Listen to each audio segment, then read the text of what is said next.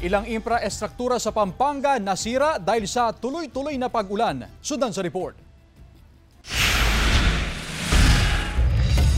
Ininspeksyon ng DPWH ang nasirang dike sa Barangay Santa Rita, Lubao, Pampanga na bunsod ng pananalasan ng mga kalamidad. Critical nga talaga na kung hindi natin mabigyan ng lunas kaagad.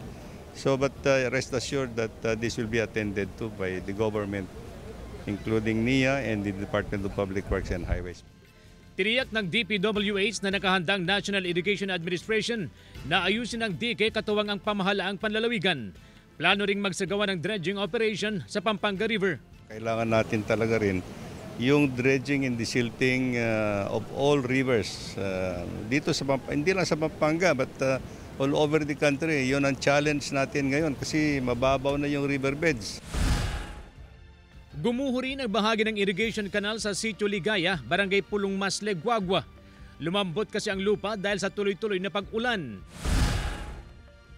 Bumigay ang slope protection sa bahagi ng Kabambangan Creek sa Bacolor. Gumuho ang riprap sa bahagi ng Bangkerwan Bridge sa Sasmuan. Magsasagawa ng sandbagging at maglalagay ng bamboo piles ang DPWH bilang pansamantalang solusyon. Malakas na hangin at ulan ang magdamag na naranasan sa Balanga, Bataan dahil sa bagyong Emong. Binabaha pa rin ang ilang barangay.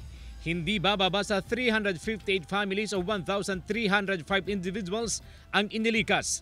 Sapat naman daw ang relief goods para sa mga apektadong residente. CJ Torida, One North Central Luzon.